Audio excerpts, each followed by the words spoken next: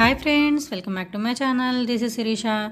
ఈరోజు మీకు వరలక్ష్మి వ్రతానికి నేను 11 రకాల నైవేద్యాలని సులువుగా ఎలా తయారు చేసుకున్నానో చూపిస్తాను. తక్కువ టైంలో తక్కువ గిన్నెలతోనే వీటిని చేసుకోవచ్చు. నా ఛానల్ ఎవరైనా ఫస్ట్ టైం చూసినట్లయితే సబ్స్క్రైబ్ చేసుకుని బెల్ ఐకాన్ యాక్టివేట్ చేసుకోండి. నేను లేవగానే ముందు చేసిన పని ఏంటంటే శనగపప్పుని నానబెట్టుకున్నాను. నేను క్లీనింగ్ చేసుకుని స్నానం చేసిన తర్వాత ఫస్ట్ దాన్ని ఇలా కుక్కర్లో పెట్టుకున్నాను అనమాట. ఎందుకంటే మనకి పూర్ణానికి ఎక్కువ టైం పడుతుంది కాబట్టి ముందుగా శనగపప్పు ఉడికించుకోవాలి. అలాగే రెండో పొయ్యి మీద అన్నం ఉడుకుతుంది. నేను అన్నాన్ని వార్చుకోవడం వల్ల మనం దీన్ని 3 రకాల నైవేద్యాలకి వాడుకోవచ్చు. మీరు ఎలక్ట్రిక్ కుక్కర్లో అయినా సరే పెట్టుకోవచ్చు. అలాగే పులగం చేయడానికి బియ్యం పెసరపప్పు కడిగి నానబెట్టి ఉంచుకున్నాను అనమాట. మనకి పొయ్యి ఎప్పుడు ఖాళీ అయితే అప్పుడు పొయ్యి మీద పెట్టేసుకోవచ్చు. ఈ రెండు ఉడికేలోపు మనకి స్టవ్తో పని లేని వేరే నైవేద్యం చేసుకున్నాం. అదేంటంటే చలిమిడి. మెత్తని బియ్యపిండి తీసుకుని దానిలో బెల్లం వేసుకుని ఇలా ముద్దలా చేసుకోవాలన్నమాట. దీన్ని పక్కన పెట్టుకుని చలిమిడి పైన పెట్టడానికి పెసరపప్పుని నానబెట్టుకోవాలి. ఈలోపు శనగపప్పు ఉడికిపోయింది. ఆ కుక్కర్ దించేసి దానిపైన నేను ఇలా బెల్లం కరిగించుకుంటున్నాను. ఇది అప్పాలు పాలకాయలు చేయడం కోసం అనమాట. ఇది ఎలా చేయాలో తెలియని వాళ్ళు నేను ఆల్రెడీ వీడియో అప్లోడ్ చేశాను, అందులో చూడండి. బియ్యపిండిలో ఇలా కరిగించుకున్న బెల్లం నీళ్ళు పోసుకుని కలుపుకుని చేసుకుంటే కనుక మనకి చాలా బాగా వస్తాయి అన్నమాట. నేను ఇలా పిండి కలుపుకుని పక్కన పెట్టుకుంటున్నాను. ఎందుకంటే మనం ఆయిల్లో ఫ్రై చేసేవన్నీ ఒకేసారి చేసుకుంటే అస్తమానం ఆయిల్ పెట్టడం దించడం కాకుండా ఈజీగా అయిపోతాయి అన్నమాట. అన్నీ అయిపోయిన తర్వాత లాస్ట్లో గారెలు బూరెలు అన్నీ ఫ్రై చేయడానికి ఆయిల్ పెడతాను కదా, అప్పుడు డైరెక్ట్గా ఒకేసారి అప్పాలు పాలకాయలు కూడా ఫ్రై చేస్తాను అనమాట. సో దీన్ని ఇలా ముద్దలా కలుపుకొని పక్కన పెట్టుకుంటున్నాను. శనగపప్పు ఉడికింది కదా, అది ప్రెషర్ పోయేలోపు దానికోసం నేను బెల్లాన్ని పాకం పడుతున్నాను. మనం శనగపప్పులో డైరెక్ట్గా బెల్లం వేసుకోవచ్చు, కానీ అది మనకి ప్రెషర్ పోయి మూత వచ్చేలోపు బెల్లాన్ని ఇలా కరిగించుకుని తిక్కుగా అయ్యేలా చేసి పెట్టుకుంటే కనుక మనకి పూర్ణం అనేది తొందరగా అవుతుందన్నమాట. సో చూడండి, ఈలోపు ప్రెషర్ పోయి మూత కూడా ఓపెన్ అయింది. ఇది మెత్తగా ఉడికింది కదా, ఇప్పుడు దీనిలో ఎక్స్ట్రా ఏమైనా వాటర్ ఉంటే కనుక దాన్ని వంపేసుకోవాలి. వంపిన తర్వాత దీన్ని కొద్దిగా మెదుపుకోవాలి. మరీ పేస్ట్లా కాకుండా జస్ట్ ఒక్కసారి గరిటతో కొద్దిగా లైట్గా మ్యాష్ చేసుకోవాలి. ఎందుకంటే మనం బొబ్బట్లకి అయితే కనుక దీన్ని మిక్సీలో బాగా స్మూత్ పేస్ట్లా చేసుకోవాలి, కానీ బూరెలకైతే కొద్దిగా పలుకు తగులుతూ ఉంటేనే బాగుంటుంది అనమాట. సో గరిటతో కొద్దిగా మెదుపుకుని ఇప్పుడు బెల్లం పాకం దానిలోకి వడపోసుకోవాలి. ఇలా బెల్లం కొంచెం చిక్కగా అయ్యే వరకు మీరు ఉడికించుకుంటే కనుక పూర్ణం అనేది ఫాస్ట్గా రెడీ అవుతుంది. ఇప్పుడు దీనిలోకి వడపోసుకుందాం. ఇది నేను శనగపప్పుకి సరిపడా కొలిచి వేసుకున్నాను కాబట్టి మొత్తం వడపోసేసుకుంటున్నాను. ఇప్పుడు దీన్ని బాగా మిక్స్ చేసుకుని స్టవ్ మీద పెట్టుకోవాలి. ఇది దగ్గరకు అవ్వాలన్నమాట. బెల్లం చిక్కగా పాకం పట్టాం కాబట్టి ఫాస్ట్గానే అయిపోతుంది. ఈలోపు పక్క పొయ్యి మీద అన్నం ఉడికిపోయింది కాబట్టి వార్చేసి నేను ఒక గిన్నె పెట్టుకుని దానిలో ఆవు పాలు పోసుకుంటున్నాను క్షీరాన్నం కోసం. మామూలుగా అయితే పాలు పొంగేటప్పుడు మనం బియ్యం వేసి ఉడికిస్తూ ఉంటాం. అలా చేస్తే మనకి ఉడకడానికి చాలా టైం పడుతుంది. మనం ఇలా ఫాస్ట్గా నైవేద్యాలు చేసుకోవాలనుకున్నప్పుడు ఒక చిట్కా యూజ్ చేయొచ్చు అనమాట. అదేంటో ఇప్పుడు చూద్దాం. ఈ పాలు కాగేలోపు నేను వార్చుకున్న అన్నంలో ఒక సగం భాగాన్ని ఇలా పళ్ళెంలో వేసి చల్లార్చుకుంటున్నాను. ఇది పులిహోర కోసం అనమాట. పులిహోరకి ఎప్పుడు అన్నం చల్లారాలి. ఇంకొంచెం అన్నాన్ని ఇలా గిన్నెలో వేసి దీన్ని మ్యాష్ చేసుకుంటున్నాను. ఇది దద్దోజనం కోసం అనమాట.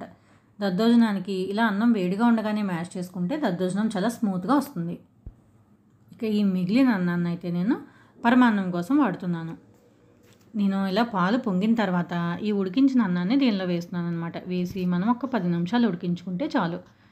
చాలా టేస్టీ పరమాన్నం రెడీ అవుతుంది. మనం బియ్యం వేసి ఉడికించాలంటే మనకి మినిమం ఒక అరగంట వరకు కూడా పడుతుందన్నమాట. పాలల్లో వేసిన బియ్యం తొందరగా ఉడకవు. సో ఫాస్ట్గా అవ్వాలనుకున్నప్పుడు మనం ఇలా ఉడికించిన అన్నం వేసుకుంటే తొందరగా అయిపోతుంది. ఇలా మనం వండిన అన్నంతో ఈజీగా 3 రకాల నైవేద్యాలు చేసుకోవచ్చు.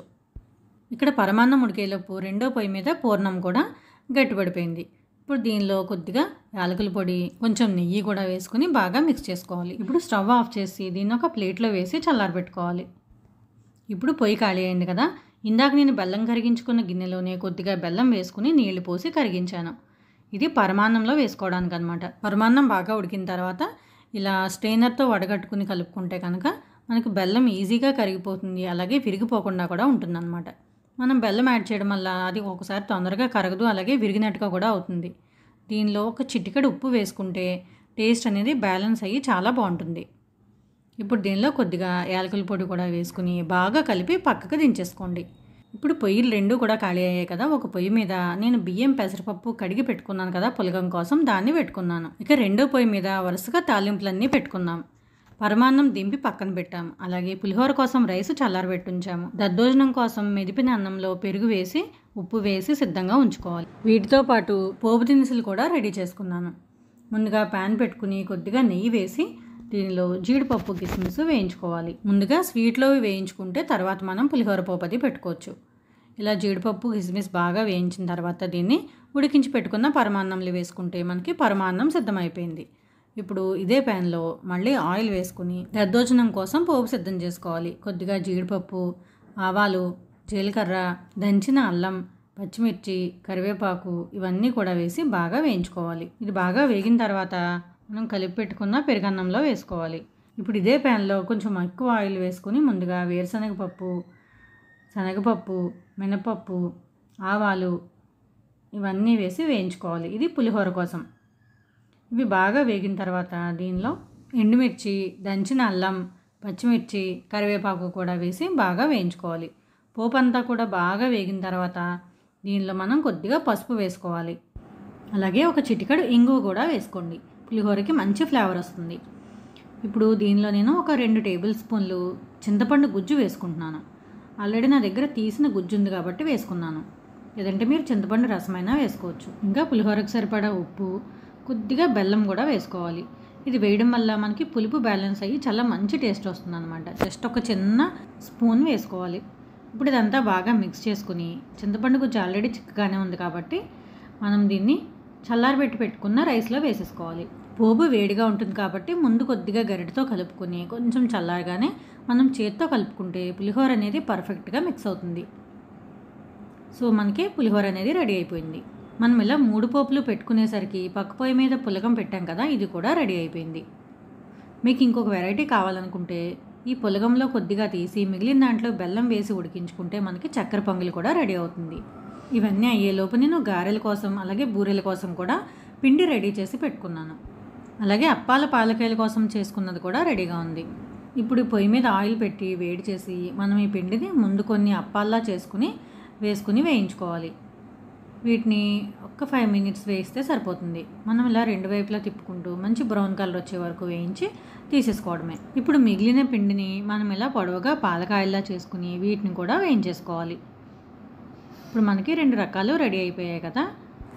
ఇప్పుడు వడల పిండి తీసుకుని ఉప్పు వేయకుండా ఒక 5 వడలు వేసుకుంటున్నాను. ఈ 5 కూడా నేను పాకంలో వేస్తాను అనమాట. ఇది ఒక వెరైటీలో అమ్మవారికి పెట్టవచ్చు. అలాగే వడల పిండి ఎలా రుబ్బుకోవాలి, దాంతో బెల్లం గారెలు, పెరుగు గారెలు, నార్మల్ గారెలు ఎలా వేసుకోవాలని నేను ఒక వీడియో చేశాను. ఎవరైనా ఇంట్రెస్ట్ ఉన్న వాళ్ళు ఉంటే ఛానల్ విజిట్ చేసి వీడియో చూడండి. ఈ వడలు వేగేలోపు పక్క పొయ్యి మీద నేను బెల్లం పెట్టి కరిగించుకున్నాను. ఇది కొంచెం కరిగి తిక్కైన తర్వాత దీన్ని ఒక గిన్నెలోకి వడపోసుకుని దీనిలో కొద్దిగా యాలకుల పొడి వేసుకుని ఈ వడలు వేగిన తర్వాత ఈ పాకంలో వేసాను అనమాట. మీరు గమనిస్తే కనుక నేను ఇప్పటి వరకు 4 సార్లు బెల్లం కరిగించాను. అదే గిన్నెతో చేశాను అనమాట. మొదట అప్పాలు పాలకాయల కోసం, తర్వాత పూర్ణం కోసం, తర్వాత పరమాన్నానికి, చివరిగా బెల్లం గారెల కోసం. సో మనం ఒకే గిన్నెతో ఈజీగా అలా బెల్లం కరిగించుకొని వడగట్టుకోవడం వల్ల మనకి గిన్నెలు తక్కువ అవుతాయి, పని కూడా సులువుగా అవుతుంది. ముందు వాయి గారెలు బెల్లంలో వేసిన తర్వాత నేను రెండో వాయ జీలకర్ర వేసి మామూలు వడలు వేసుకున్నాను అనమాట. ఇప్పుడు బూరెల కోసం ఈ పిండిలో కొద్దిగా నేను బియ్యం పిండి కలుపుకుని పెట్టుకున్నాను. ఇందాక తయారు చేసి పెట్టుకున్న పూర్ణాన్ని ఇలా ఉండల్లా చేసుకుని ఈ పిండిలో డిప్ చేసి బూరెల్లా వేయించుకోవడమే. మాకు పూజలో బూరెలు వాయనంగా ఇవ్వడం ఆనవాయితీ అనమాట. అందుకని బూరెలు అయితే కొంచెం ఎక్కువే పడతాయి అమ్మవారికి నైవేద్యంగా పెట్టడానికి, అలాగే వాయనంలో పెట్టడానికి కూడా. సో నేను ఒక 3 వాయిల వరకు బూరెలు వేసి వేయించుకున్నాను. పూర్ణాలు పూర్తయిన తర్వాత మనకి పిండి ఉంటుంది కదా, మనం మినప్పిండిలో బియ్యపిండి, బెల్లం, ఉప్పు వేసి దాన్ని ఇలా చిట్టు పునుగుల్లా వేసుకోవచ్చు అనమాట. ఇవి మనం గ్రామ దేవతలకి నైవేద్యాలు పెట్టినప్పుడు కూడా ఎక్కువగా చేస్తూ ఉంటాం. వీటిని కూడా ఒక నైవేద్యంగా పెట్టచ్చు. బూరెలు గారెలు కూడా ఈ గిన్నెలో ఉన్నాయి. ఇవి శనగలు, పులిహోర, పరమాన్నం, దద్దోజనం, ఇది వచ్చి పులగం, ఇంకా ఇవి బెల్లం గారెలు, అప్పాలు పాలకాయలు, చలిమిడి వడపప్పు, కొంచెం పానకం కూడా కలుపుకొని వీటన్నిటినీ కూడా ఇలా గిన్నెల్లో వేసి అమ్మవారికి సమర్పించాను. నేను పూజ ఎలా చేసుకున్నానో పూర్తి పూజా విధానం ఇవన్నీ కావాలనుకుంటే నా సెకండ్ ఛానల్ని విజిట్ చేయండి. లింక్ మీకు డిస్క్రిప్షన్లో ఇస్తాను. మరో వీడియోతో మళ్ళీ కలుద్దాం. Bye friends.